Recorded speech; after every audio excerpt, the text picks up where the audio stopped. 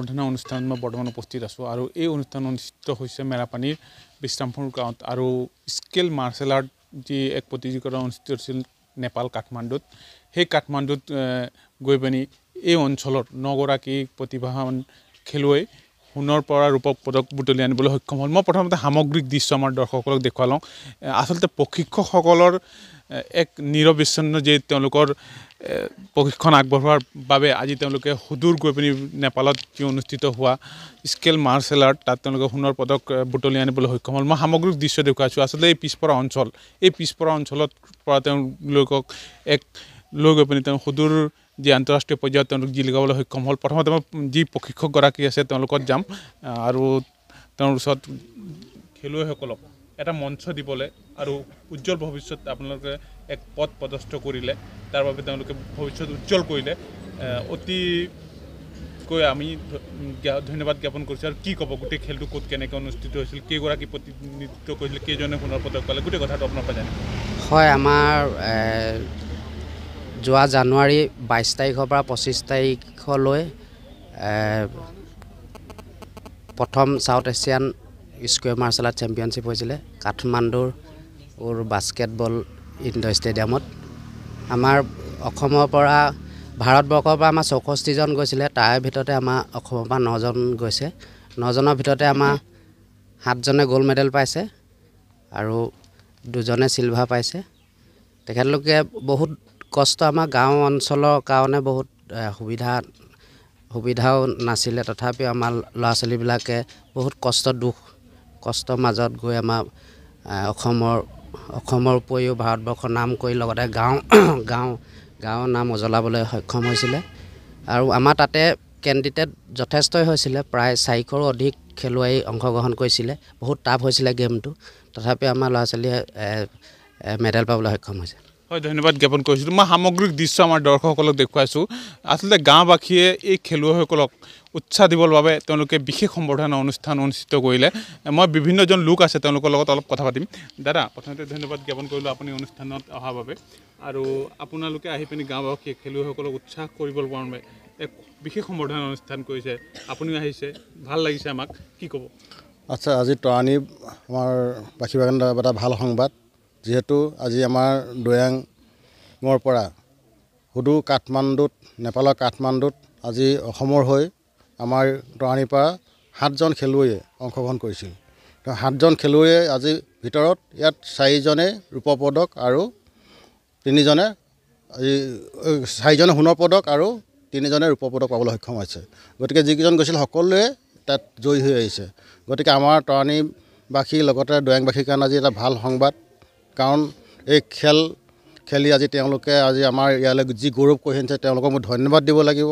কাৰণ এই আমাৰ যি পিছপৰা অঞ্চলৰ পৰা গৈ আজি ধৰক তেওঁলোকে এই মেডেল আজি বুটলি আনিবলৈ সক্ষম হৈছে। অসম চৰকাৰে বিশেষ আঁচনি তেওঁলোকে প্ৰণয়ন কৰিছে, যিসকল ৰাষ্ট্ৰীয় পৰ্যায়ত আন্তঃৰাষ্ট্ৰীয় পৰ্যায়ত জিলিকিব তেওঁলোকক ভৱিষ্যত উজ্জ্বল হ'ব, তেওঁলোকক বিভিন্ন ধৰণৰ চাকৰিত নিয়োগ কৰিব আৰু এইসকল যথেষ্ট কষ্ট যদি কৰি থাকে সুদূৰ ভৱিষ্যত যথেষ্ট তেওঁলোকে সুফল পাব। হয়, অসম চৰকাৰে যথেষ্ট খেলৰ হেৰি কৰিছে, গুৰুত্ব দিছে, কাৰণ আজি খেলৰ জৰিয়তে বহুতে চাকৰি পাবলৈ সক্ষম হৈছে। যিহেতু আমাৰ ইয়াৰ এগৰাকী খেলুৱৈ আজি কস্তুৰী বৰা নামৰ এগৰাকী খেলৰ জৰিয়তে আজি চাকৰি পাবলৈ তেওঁ সক্ষম হৈছে। হয়, ধন্যবাদ থাকিল আপোনালৈ। আৰু বিভিন্নজন লোক আছে, গাঁওবাসী আছে ল'ম। আজি এই বিশেষ সভাৰ সভাপতি ডাঙৰীয়া আছে, তেওঁৰ পৰা অকণমান মন্তব্য ল'ম। দাদা, আপোনালোকক ধন্যবাদ জ্ঞাপন কৰিলোঁ, কাৰণ এই ছাত্ৰ ছাত্ৰীসকলক আপোনালোক উৎসাহ কৰিবৰ বাবে এক সম্বৰ্ধনা অনুষ্ঠান কৰিলে। গাঁওবাসী হিচাপে কি ক'ব? ধন্যবাদ। প্ৰথমতে আপোনালোকৰ নিউজ 18 পৰিয়ালবৰ্গলৈ আমি আন্তৰিক শুভকামনা জনালোঁ। গতিকে আমি এই যি উচু ক্লাব, সেইটো আমাৰ প্ৰতিষ্ঠা হোৱা বৰ বেছি দিন হোৱা নাই, প্ৰায় 2-3 বছৰ হৈছে। গতিকে আমি ইয়াতে 2জন প্ৰশিক্ষক দ্বাৰাই আমি এই ক্লাবটোক প্ৰশিক্ষণ দিয়া আহিছিলোঁ। আৰু এটা সৌভাগ্যৰ দিন, আজি নেপালৰ কাঠমাণ্ডুত গৈ আমাৰ খেলুৱৈসকলে তাত বঁটা পাবলৈ সক্ষম হৈছে। আৰু তাতোকৈ এটা গৌৰৱৰ বিষয় যে এই ভিতৰুৱা অঞ্চল, অসমৰ ভিতৰত আন্তঃৰাষ্ট্ৰীয় খেলৰ ভিতৰত প্ৰথম এই গোলাঘাটৰ সোণৰ পদক পোৱা প্ৰথম ক্লাব হ'ব। আমাৰ এই উচু ক্লাবটোৱে প্ৰথম হৈছে। গতিকে আমি তাত আনন্দিত। গতিকে অসমৰ ভিতৰত যাতে এই ভিতৰুৱা অঞ্চলৰ পৰা গৈ যে এই ক্লাবটোৱে সোণৰ পদক পোৱা প্ৰথম আন্তঃৰাষ্ট্ৰীয় ক্লাব হৈছে, গতিকে আমি তাত গৌৰৱান্বিত।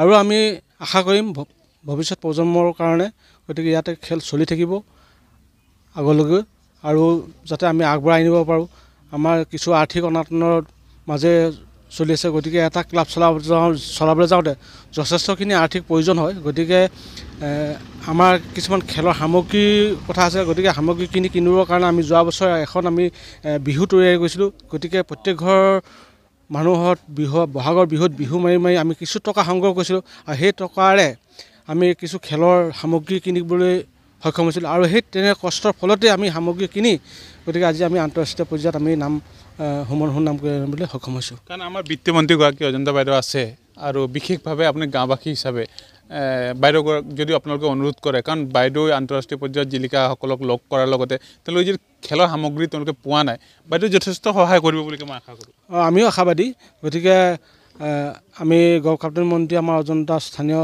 মন্ত্ৰীগৰাকীক আমি এই আপোনালোকৰ যোগেদি আমি আহ্বান জনাম যাতে এই ক্লাবটোক কিছু আৰ্থিক সাহায্য প্ৰদান কৰি যাতে আমি এই পাছত যি আমাৰ খেলৰ সামগ্ৰী কিনিবলৈ যাওঁতে বা আন্তঃৰাষ্ট্ৰীয় পৰ্যায়ত যাবলৈ যাওঁতে নিশ্চয় আৰ্থিক প্ৰয়োজন হয় গতিকে আমি আন্তঃৰাষ্ট্ৰীয় পৰ্যায়ত এজন খেলুৱৈ যাওঁতে যথেষ্টখিনি টকা খৰচ হয় আমাৰ ভাল প্ৰতিভা আছে কিন্তু আমি আৰ্থিক দিশৰ কাৰণে আমি উলিয়াই নিব পৰা নাই গতিকে তেওঁলোকৰ টকা পইচাৰ কাৰণে আমি বহুত খেলুৱৈ আমি এৰি থৈ যাবলগীয়া হৈছে কাৰণ টকা পইচা দিব নোৱাৰে আমিও যোগাৰ কৰি দিব নোৱাৰোঁ গতিকে আমি আপোনালোকক আমি আহ্বান জনাম যাতে যিসকল আৰ্থিকভাৱে সক্ষম নহয় তেওঁলোকক যাতে আৰ্থিকভাৱে আগবঢ়াই দি খেলৰ জগতত আগবঢ়াই নিব বুলি আমি আশাবাদী হয় ধন্যবাদ জ্ঞাপন কৰিছোঁ আৰু ইয়াৰ পৰিৱেশ দেখুৱাইছোঁ এক সুন্দৰ পৰিৱেশ ইয়াত যিসকল প্ৰতিযোগী আছিল তেওঁলোকৰ পৰা অকণ সাক্ষাৎকাৰ ল'ম আপোনালোকক এক সুন্দৰ মুহূৰ্ত আপোনালোকে আন্তঃৰাষ্ট্ৰীয় পৰ্যায়ত জিলিকিবলৈ সক্ষম হ'ল প্ৰথমবাৰ গৈছিলে কেনেকুৱা লাগিছে অনুভৱ হ'ব ভালেই লাগিছে নেপাল কাঠমাণ্ডুত সাউথ এছিয়ান ইণ্টাৰনেশ্যনেল গেমত মই সোণৰ পদক পাবলৈ সক্ষম হৈছোঁ আমাৰ গোলাঘাট ডিষ্ট্ৰিক্টৰ পৰা 9জন খেলুৱৈ গৈছিল 9জনৰ ভিতৰত 6জনে সোণৰ পদক আৰু 3জনে ৰূপৰ পদক পাবলৈ সক্ষম হৈছিল তুমি গৈছিলা লগত তুমিও আছিলা আৰু কেনেকুৱা লাগিছিলে খেলি পিনি তাত ভালেই লাগিলে তাত কীৰ্তিপুৰ বাস্কেটবল ষ্টেডিয়ামত অনুষ্ঠিত হৈছিল বিভিন্নজন খেলুৱৈ আছে ধন্যবাদ জ্ঞাপন কৰিছোঁ তোমাক তেওঁলোকৰ পৰা মন্তব্য ল'ম তোমালোকক এটা কথা যথেষ্ট মানে খেলৰ সামগ্ৰীৰ অভাৱৰ কাৰণে তোমালোকে খেল খেলিব পৰা নাই এতিয়া যথেষ্ট অসুবিধা মন্ত্ৰীগৰাকী আছে তেওঁলোক অনুৰোধ কিবা জনাবা নেকি বাইদেউক আমাৰ নিউজ 18 যোগেদি হয় নিশ্চয় আমাৰ যিহেতু খেলিবৰ কাৰণে যথেষ্ট বস্তুৰ প্ৰয়োজন হয় খেলৰ সামগ্ৰীৰ প্ৰয়োজন হয় তেনেকৈ আমাৰ খেলৰ সামগ্ৰী ল'বৰ কাৰণে অলপ কিছু অসুবিধাও হয় লগতে খেলিব যাবলৈও কিছুমান মানে চিলেকশ্যন পায় যদিও পইচাৰ কাৰণে বহুত পিছ পৰি যাব লগা হৈছে